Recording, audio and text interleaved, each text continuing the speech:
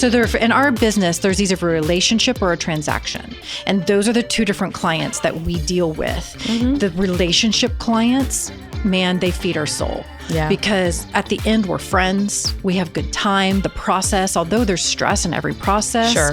we're getting thanks, we're getting praise, we're getting you're the best. We're getting an advocate, someone who wants to go out and help build business for us. Yeah. And then there's the transaction clients. And these are the ones that for you and I are always going to be a struggle, because we want people to feel the love in a relationship that, in this relationship that Sure. we're creating. We want a relationship out of it. Expectations are a different form of boundaries, right? Like Right. At the end of the day, that's what we're trying to do. We're trying to protect them. We're trying to protect ourselves to make sure that everybody's bringing their best self to the table so that we can get things done. Welcome to the Success Resequencing Project. I'm Debbie Ponticus. And I'm Jenn Newman. Join us as we challenge the traditional definitions of success so you can build a fulfilling path of your own. Get ready for inspired, candid conversations while gaining tools, inspiration, and confidence to create your own authentic success story. Here we are. Here we are. Good morning. Happy whatever today is. Yeah, happy day. Happy day. Oh, happy day. Mm-hmm. That's it. Yep. You know, I want to talk about expectations. Oh, wow. Let's go there. We're just going to go there, like right off the bat. I've been thinking a lot about it. Okay. I recently went through kind of a string of some client experiences where, and I'm sure you've been there, where no matter what you've done, no matter what you've outlined, when you're dealing with people who just aren't listening, they're hearing you, but they're not listening. Right. And how those expectations almost feel like impossible to manage because you realize you're just not getting to the crux of how to get their attention, right? Like what's their attention factor? What's their currency? And I've been thinking a lot about how not only does that happen sometimes obviously with other people, but managing our own expectations and looking ahead at this beautiful new year and thinking about goals and thinking about, what pieces in my business, in my personal life, in goal setting, things that I want for the future. I'm really fascinated with this notion of expectations because I would want to believe that typically I'm pretty good at setting expectations. This is what we're going to do. This is how we're going to do it. Here's the steps we're going to take, and also heading things off at the pass when I see things coming down the road. Like, I'm anticipating that we may have an issue here, and then to see those expectations just be completely unheard, it really caused me to sit back over at the end of the year and go, what am I missing here? Right. Like, what am I missing? Yeah. And I'm just curious from your own perspective what that feels like, because it's so shocking. Yeah. When you've said it, and you've said it, you've texted it, you've written it, like it's there. There's no guess. Yeah. But yet, yeah, I hear you. So I am going through that right now with a client. And it's funny that this is on your mind because I've been sitting here and analyzing what could I have done differently? What should I do differently to set expectations and make sure that we're aligned? Yeah. I think it's interesting that the people-pleasing part that comes into when we're in a service-based business, right? I think sometimes it's easy to confuse the two. Being in service to someone sometimes does mean saying no, or we're going to do it this way, not that way. But the client's always right. Yes. Right. Yeah. So then there's also that we're weighing out all the time. And that's a delicate dance, especially in what we do in a highly emotional, transactional process, right? Everybody's emotions are high and it's personal. Right. Home is personal. Right. What I find also fascinating and what has been coming up for me is recognizing that I'll say it way too soon, I think sometimes. I've said it. It's kind of like when we became moms. Everybody has their opinion about becoming a mom. You're carrying this baby and you're not a mom yet. Like the baby's not out. So you don't you hear it all and you're like, that's not going to be the way for me. Like, I'm fine. It's going to be great. No, the dog's not going to become last priority, even though everyone says, okay. And then we live into it and we're like, oh my gosh, I can't believe that the dog doesn't have the same, hold on me as the dog did. Everybody who told you that's like, yeah, we told you that. Right. But we're not ready to hear it yet because we haven't lived our way into those answers yet. Right. And I think that's part of this client journey. And expectations in general. It's like if someone's not ready to hear it, you could say it all day long, doesn't matter. But it can be really frustrating. Yeah. And same thing with ourselves. We go into situations, top of the year, we've talked about this on other episodes about looking forward into goal setting and into, day one or one day you decide. Right. We're not always good at managing our own expectations. Right. And so I feel like that is something that Mel Robbins theory of the let them theory, I've had to really lean into that because as frustrating as it can be, when you go back to redirect those expectations, that's where I've had to question myself. Are you doing this so that you can say you're right? So that you can say, see, I told you so? Or is this because you're trying to re-articulate yet again, now that they're ready to hear it, actually, this is why we want to do it this way so that it's better for you. Yeah. Well, I think that there's two parts in that. I think you're spot on with they have to be ready to hear it. And then two, we have to be ready to say it. Right. So I just wonder is it an exercise at the beginning of the relationship with a client that maybe we need to invest more time in before we start setting those expectations, where it's like truly sitting down, no matter what business you're in, you get this new client and really understanding where they're coming from, what their motivations are, how they perceive you in this picture. Because I think we sometimes go into things, because you and I are very much the same. We are extremely dedicated. We are 200% professionals at what we do.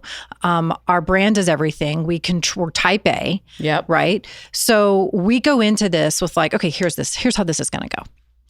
And they have so much respect for us and what we do and who we are. And I'm not saying that our clients don't, but I think we almost give it a little bit too much credit because they have a purpose that they're trying to buy a home or they're trying to sell a home because we're both in real estate. We take that very seriously.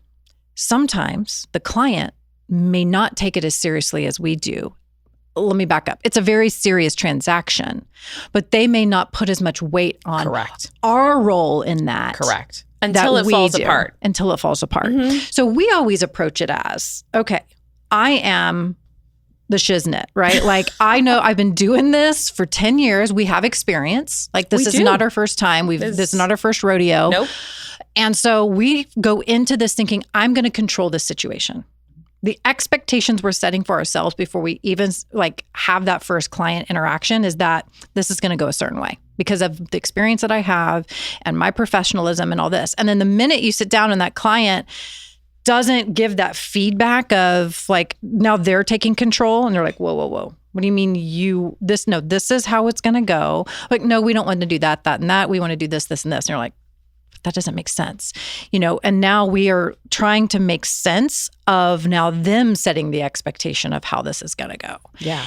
And that's a hard place to be. I think it's an important piece. As you say that, I'm going through in my own mind.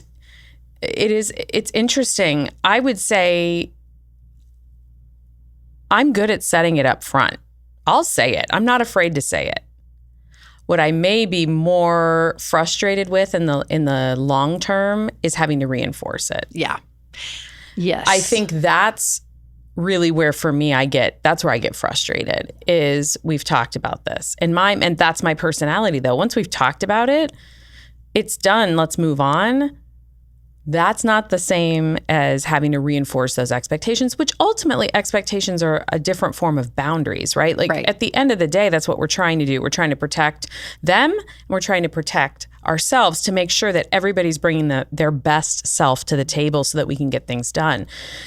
I am fascinated. It also does require, though, that the person on the other side of that is coming to the table with their truth. Right. And what I had multiple experiences in the past year of people who were saying one thing and doing another. And that is a fascinating thing to negotiate when you are setting boundaries and expectations. Because say to me that it's all good and then blow up 24 hours later. And I had a client who every 24 hours, I knew there would be another reaction. And so now the job is now about managing that, right? It's like, okay, they've said they're great, which means in 24 hours, they're not going to be great, which means we're going to have this conversation again. And it went that way the entire time. And that in and of itself was eye-opening to me. It was frustrating because they weren't telling the truth. They were scared of their own truth instead of just saying it. I can handle the truth. I can handle it. Like, tell me what it is. It's better to just be upfront. Just say it. And be like, this is how it's going to be. Like, again, to the clients that I've been talking to you about that I'm working with, the thing about it is they have been very clear from the very beginning on how they see this going and what they are going to be doing alongside. And it was up to me to be okay with that or not, right? And so I chose to be okay with them being really involved in the process, kind of setting the path, setting the stage. This is how we want it to go.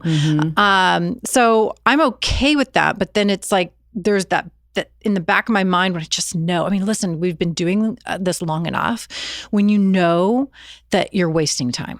I think that's the piece that we have to focus on, which is we will try it. We'll try it. We'll do it your way. But please know that I have not yet seen this be successful. So if there comes a point in time, and being able to stand in that, which is, I do know I'm not your average agent. I'm not your average, you know, I'm not a paper pusher. Like, I'm here to be fully invested in the process to ensure that you achieve the goals that you want to achieve. Yeah. I think I've got the track record to be able to state that with confidence. Yeah. And that is hard because then it just breeds resentment, right? Yeah. You get frustrated, especially when you know you're wasting time. Right. Because time is everything. Right. So going back to this whole setting expectations, you know, I think that I don't know that there's a perfect resolution. I don't think we're going to come to a formula on how we can do a better job of setting expectations with our clients and setting better expectations with ourselves. But is there a point where we just in our own maturity through our business finally just draw a line? Right? And just for the sake of our own sanity, for the sake of our own well-being, be like, this isn't working for me anymore. And this could be with a client, it could be with an employee, it could be with, you know, anyone, any relationship where it's like, okay, did I set the expectations at the beginning? Yes. Do I feel like they set expectations with me? Because that's where I think maybe I know I could do a better part of is I feel like I set my expectations, but maybe I don't pause and say, what are your expectations? Yes. I think that's an interesting I think it's a really interesting point. Right. What do you see? And that's where this is hard. It's like, how do you see me playing a role in this process? Why are you hiring me? For what reasons? Right. Set the expectation. What have your experiences been in the past with real estate agents, real estate transactions? What has gone right? What has gone wrong? And what is my role in this to you? Because I think going back to what I said earlier, you and I approach this as, this is everything to us. Like we're CEOs of our company. Like you're hiring the CEO of a company. Absolutely. You're hiring someone with corporate experience, marketing experience, professionalism. This is a full-time career. This is not a part-time job. Correct. We feel like we should be handed over the responsibility of this, and they should be, what should we do? Tell us what the next steps are. I think that would be an ideal client, right? To just sit down, and we've had those clients. Absolutely. That respect everything about what you do and what we do and our role in it, and saying, look, we're letting you run with this because this is why we hired you. We don't know what to do. You tell us what to do. Right. Those are ideal because then we can really shine and we can set the expectations. We can say, here's how it's going to go.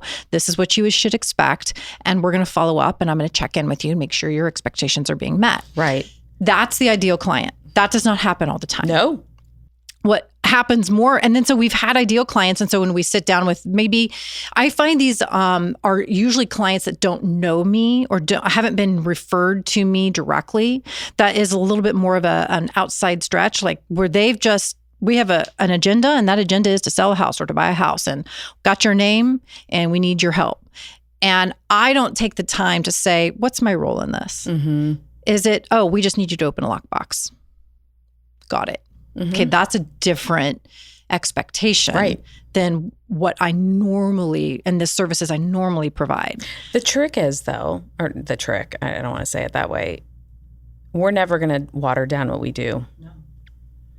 And so that in and of itself is an expectation we have to manage within ourselves. We're never going to phone it in. No.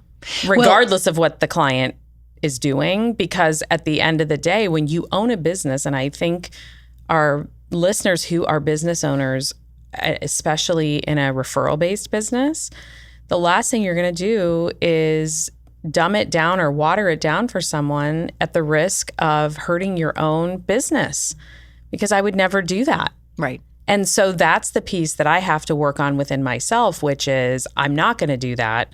So any frustration, any feelings of like, I just want to throw in the towel, that's all fine behind the scenes. Right. But I know I'm still going to show up as that business owner each time. And I'm still going to give them everything that I would give to anyone, because that's how I run my business. So to your point earlier about what are their expectations of us, I think that's a key point. I also think that sometimes people just don't want to say the quiet part out loud. You know, in a recent transaction, it was a situation where you are a woman and you are not going to tell me what to do. And so, okay, cool, but you hired me to do that. Right. And it was a very interesting dynamic. This is when you show up in a ball cap, no makeup, and you're now Jim and not Jen. And right. But it was kind of have to, not literally, but you have to show up as someone who you're not, which is an uncomfortable situation. Actually, I showed up as my authentic self. Yeah. I just knew that I was going to meet resistance, but it was not going to cause me to change who I am. Yeah.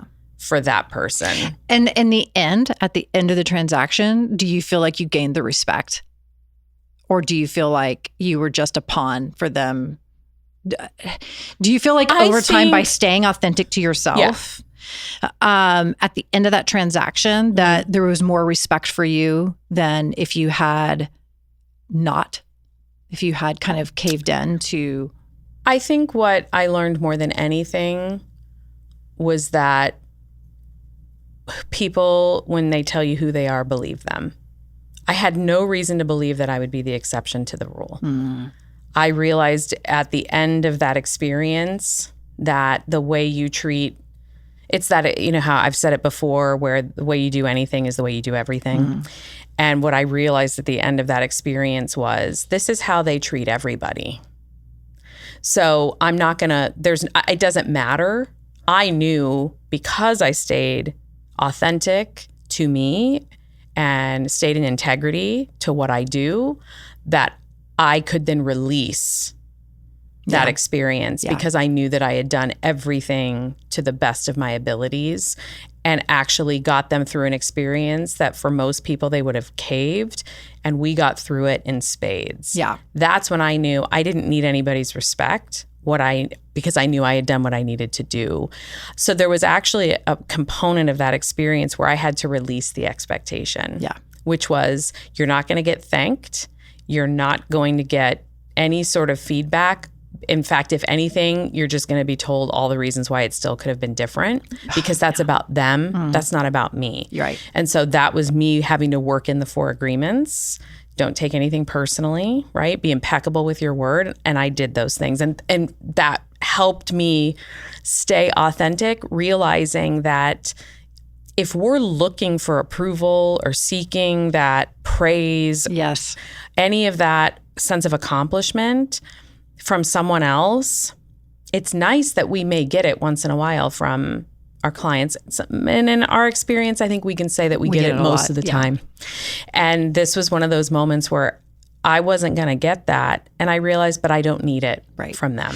But don't you feel like you learn so much more about yourself and how you want to act and how you want to be in those types of experiences that truly do challenge sometimes what our core belief is in a relationship? Absolutely. Or how we approach relationships? You know, I've had several clients that when I first got my license, clients like this would really throw me for a loop and be like, you know, this is horrible. And I'd internalize it. Now, fast forward, it still razzes me. I'm not like okay with clients like this. No. But what I've come to learn is, again, it's like that whole let them just okay. And it's not easy. I still have to teach myself or pause when I start getting, you know, fired up. Like, whoa. Like, okay, this comes from me, not them, to your point. They are being who they are. That's right. I'm trying to change their perception of what this should look like. Right.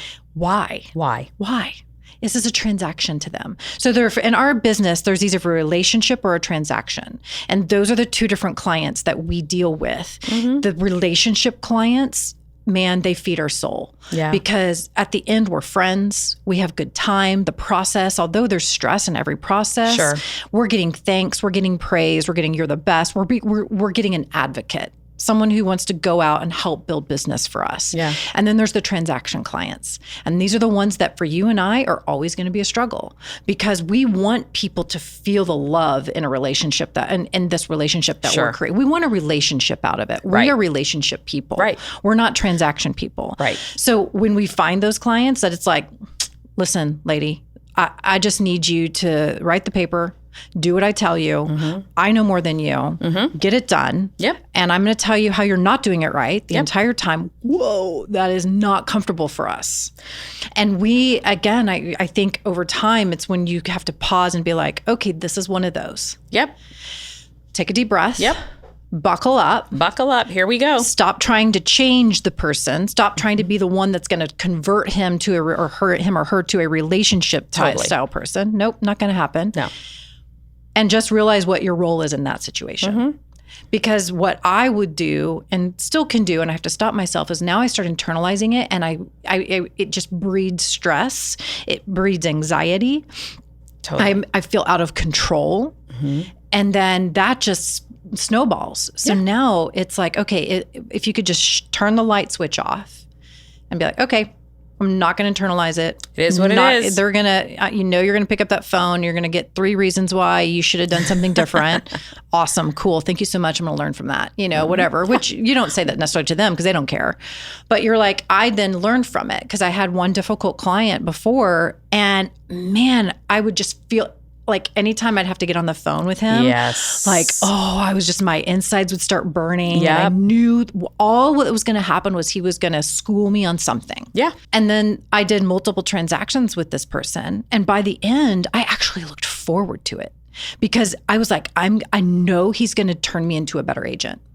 Because there is something to be said for that. You know why? Because because what I don't like is when I don't know the answer or when I feel I have the wrong answer. And that's what constant interaction with this person was. It was, I don't know the answer to that and I should. Or, man, I gave him the wrong answer. Yeah. That wasn't what he wanted to hear. Yeah. Okay. So now it was like by the 3rd time I dealt with this person, it was like, I almost looked at it as a challenge. I was like, okay, what am I going to learn about myself this time? Yeah. How am I going to be a better person to when I have this type of reaction or this type of client in the future? I'm going to know how to react to it. I don't know. So, but it's still hard. And I think it all comes down to, for me personally, I'm always going to examine how I can be better, how I can grow, how I can stretch, how I can expand. I'm always going to be looking at that. And I learn a lot of those lessons through our clients and through our business. I think what's interesting to me is learning within myself at what point, and that's I've shorted up to a lesser timeline now, but it's when to let it go. Yeah. And realize this actually has nothing to do with me. This has everything to do with them, and to be okay with that, But that does not mean, and what I learned about myself recently in this latest exchange was, I'm not going to compromise how I do my business. I'm not going to do that. Yeah. Period. Yeah.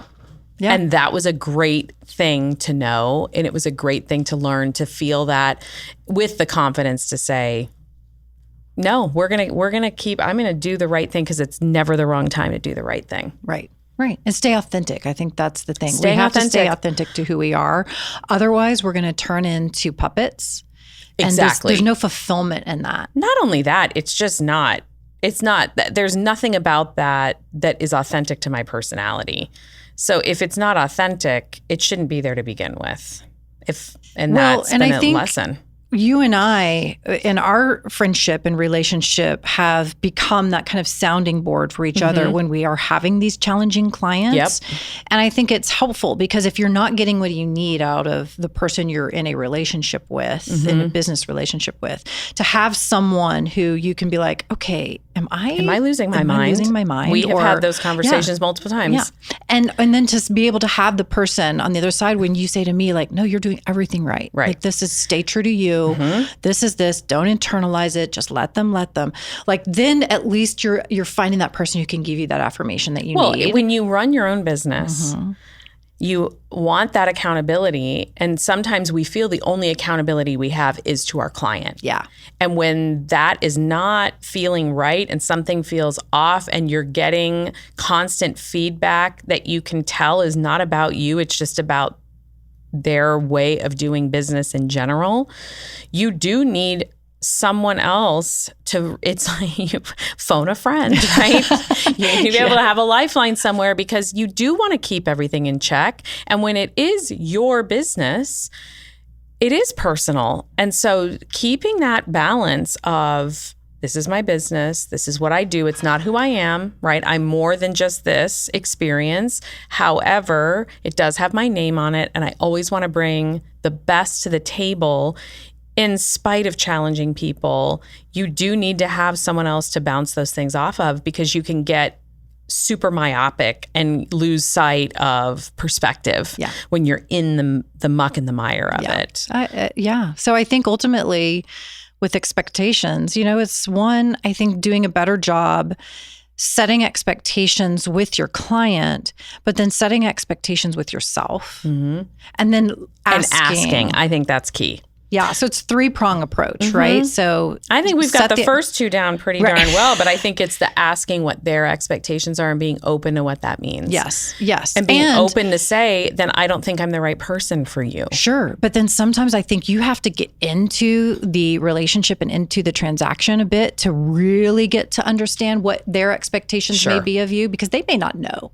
They don't do this all the time. Nope. We do this all the time. Yeah. So they don't know what they expect of you and how they expect this to go until they're in it. Yeah. Then it's like, maybe you got to circle back around be like, let's check in. Let's circle the wagons. Remember I said this? How are you feeling about that? Like, I'm sensing some resistance, or I'm sensing you may want to change things a little bit. So let's revisit and let me ask you again. How is this working for you? What changes do we need to make? And then we need to internalize that, not in a internalize the negative, but internalize that as like, okay, now there's a shift in expectations of how we're going to approach this situation. It's either shifted now to a transaction-based relationship, or it's shifting or continuing to be that relationship-based. And then we have to do a better job of just letting it go when we know we've entered into that relationship that's a little bit uncomfortable for us, and just continue to do our job, continue to be professional. Because I know deep down in my heart, no matter who that was, they would refer you buess. Yeah. Because you got it done. And they already have. That's the irony of it, right? Yes. So it felt weird and awkward when we're in those, because we're not controlling it and we're not seeing the love coming back that we're giving the relationship. Yeah. So it's like an awkward situation for us. But when we just need to be quicker to identify when those are shifting. Yeah. So we don't let it rent space in our head and allow ourselves to just detach from it and move on.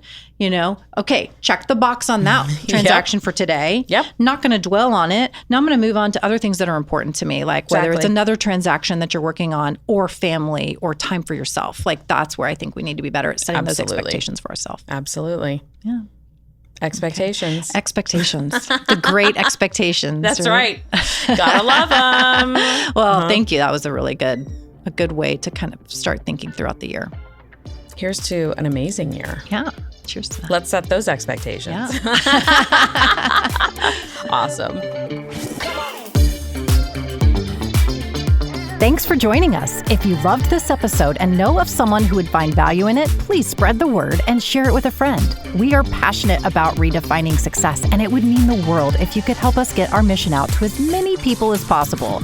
Please take a minute to write a 5-star review on Apple or Spotify.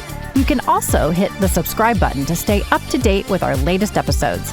Connect with us on Instagram at Success Resequencing Project or via our website at www.successresequencing.com. We'd love to hear your story.